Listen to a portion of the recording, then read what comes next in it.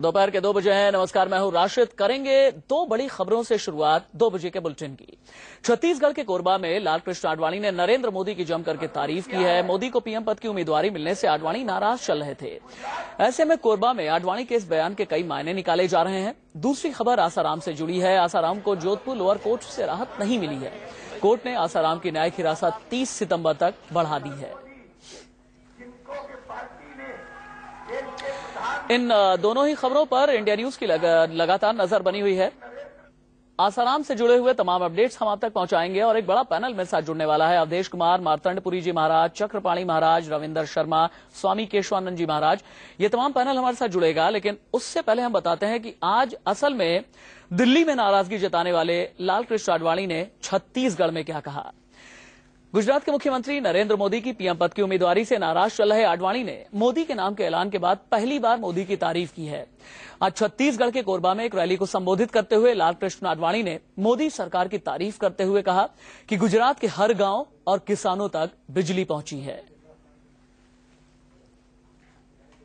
सबसे पहले यह कार्य किसी ने किया तो मेरे साथी श्री नरेंद्र मोदी को के पार्टी ने देश के प्रधानमंत्री के रूप में प्रस्तुत किया है।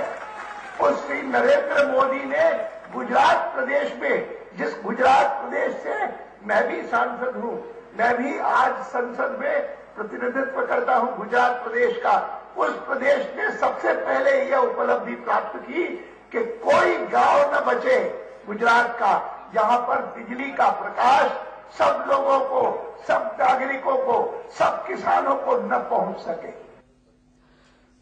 तो बीजेपी के पीएम इन वेटिंग बनाए जाने के बाद पहली बार सार्वजनिक तौर पर मोदी की तारीफ करते नजर आए लालकृष्ण आडवाणी। आडवाणी की आप बॉडी लैंग्वेज एक बार देखिएगा। कहते हैं कि आडवाणी की बॉडी लैंग्वेज ही बहुत कुछ कह जाती है। आडवाणी देखिए, आप अपनी बात कहते कहते अपने सीने तक हाथ लेकर के जाते हैं, हाथ ऊपर उठाते हैं और इन्हीं सब बॉडी लैंग्वेज से सवाल कई खड़े होते हैं। क्या पिघल गए लौह पुरुष? दिल्ली में नाराजगी जताने के बाद कोरबा में तारीफ करके आखिरकार लौह पुरुष ने संकेत क्या दिया? बीजेपी के लौह पुरुष ने संकेत क्या दिया है? सवाल एक और भी बहुत बड़ा यह है कि क्या बीजेपी के अंदर अलग थलग पड़ जाने के बाद लालकृष्ण आडवाणी को यह एहसास हो चला था कि कहीं वो पूरी तरीके से हाशिए पर न चले जाएं, और इसी वजह से उन्होंने ये सोचा कि ठीक है, मैं एक पैट्रन बन करके, मैं एक पितामह बन करके ही पार्टी में रहता हूं। देश के प्रधानमंत्री के रूप में प्रस्तुत किया है। उस श्री नरेंद्र मोदी ने गुजरात प्रदेश में। इंडिया न्यूज संवाददाता सत्य प्रकाश इस वक्त छत्तीसगढ़ के कोरबा से मेरे साथ लाइव मौजूद है। सत्य प्रकाश, मुझे ये बताइए, क्या मान गए आडवाणी या सरेंडर कर गए आडवाणी?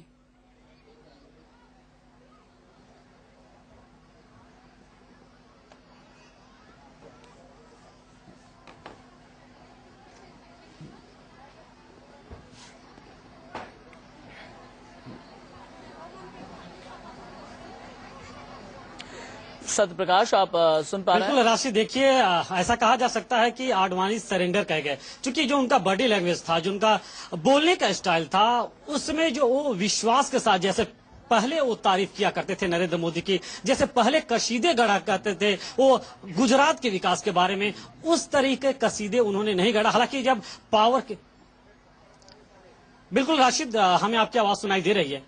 राशि, देखिए कि जिस तरह से उनका बॉडी लैंग्वेज था, जिस तरह से बात कर रहे थे लालकृष्ण आडवाणी, उससे साफ ही जाहिर हो रहा था कि उन्होंने कहीं न कहीं मोदी के सामने, कहीं न कहीं बीजेपी हाईकमान के सामने उन्होंने सरेंडर किया है। न कि वो नाराज थे और मान गए, ऐसा नहीं कहा जा सकता है, क्योंकि जिस तरह से उन्होंने गुजरात के विकास की बात जिस तरह से वो पहले किया करते थे, उस तरह से उन्होंने गुजरात के विकास के बारे में लंबे कसीदे नहीं गढ़े। उन्होंने बस 2 शब्दों में कहा कि गुजरात का विकास हुआ है, गुजरात में पावर हब नरेंद्र मोदी ने बनाया है और नरेंद्र मोदी की इस बारे में तारीफ करनी चाहिए। क्योंकि छत्तीसगढ़ के परिप्रेक्ष्य में वो बात कर रहे थे, इसलिए वहां पे नरेंद्र मोदी का जिक्र आया। लेकिन कहीं से ये नहीं कहा जा सकता है कि उनकी नाराजगी यहाँ पे कहीं से दूर दिखाई दी, क्योंकि जब पत्रकारों ने उनसे सभा समाप्त होने के बाद सवाल पूछा तो उनका साफ कहना था कि हम नरेंद्र मोदी के बारे में, हम राजनीति के बारे में कुछ नहीं बोलेंगे, हम पावर सब स्टेशन का लोकार्पण करने आए हैं और पावर के क्षेत्र में जो हुआ हम उसके बारे में बोलेंगे। हाँ, गुजरात में विकास हुआ है, पावर के क्षेत्र में विकास हुआ है और इसके लिए उन्होंने नरेंद्र मोदी की जरूर तारीफ की है। राशिद,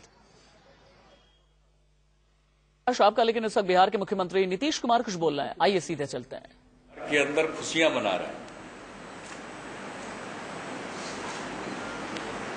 बिहार की क्या पॉलिटिकल हालात रहेंगे जिससे नेक्स्ट फाइट होगी कि नहीं? जेडीयू के किसी से फाइट नहीं हो गई, सब आपस में लड़ते रहेंगे। यहाँ कोई फाइट नहीं होगा, सब लोग आपस में लड़ते रहेंगे, कहीं एक दूसरे से मिलते भी रहेंगे, लेकिन कुछ मिलेगा नहीं किसी को। नरेंद्र मोदी हरियाणा में भाषण उसके लिए संघर्ष करेंगे लोग आपस में,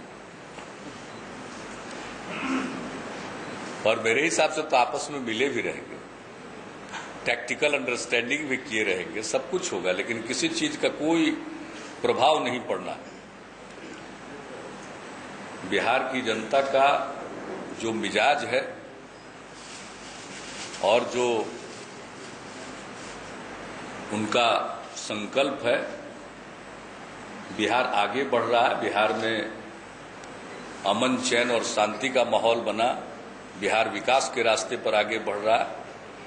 बिहार के लोग चाहेंगे और चाहते हैं कि यही चलता रहे। आपने कहा कि शरद जी ने कुछ नहीं कहा, तो क्या जेडीयू का कांग्रेस के साथ गठबंधन की संभावनाएं जारी रहेंगी लगातार? नहीं, ऐसा कुछ हमने नहीं कहा, हमने ऐसा कुछ तो कहा नहीं। इन्होंने पूछा तो हमने बताया कि शरद जी ने जो कहा है और हमने जो कहा है, दोनों में कोई भिन्नता नहीं है। हम लोगों के यहाँ तो अभी इस विषय पर कोई चर्चा ही नहीं हुई है, इसलिए इसके बारे में कोई बात करने का आज न वक्त है और न उसका कोई आधार है। कल नरेंद्र मोदी ने हरियाणा के अपने एक सभा में उन्होंने आपको न्योता दिया और कहा कि आपके एक मंत्री ने शहीदों का अपमान किया और इस वजह से वो सेना के अपने बारे में। हम लोग तो भूतपूर्व सैनिकों का जितना कल्याण बिहार में किए हैं, अभी कहीं नहीं हुआ। बिहार ही पहला राज्य है जिसने भूतपूर्व सैनिकों को एक स्पेशल ऑक्सिलियरी पुलिस बनाकर उनको नियुक्त किया,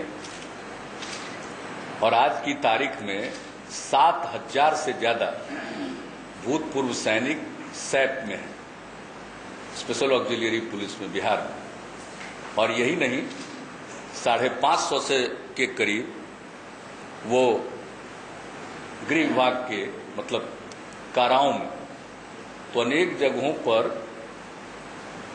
बिहार में ही पहली बार भूतपूर्व सैनिकों को इतने बड़े पैमाने पर काम में लगाने की प्रक्रिया प्रारंभ की। पहले थोड़ा बहुत हुआ करता था, लेकिन बिहार ने इसकी शुरुआत की।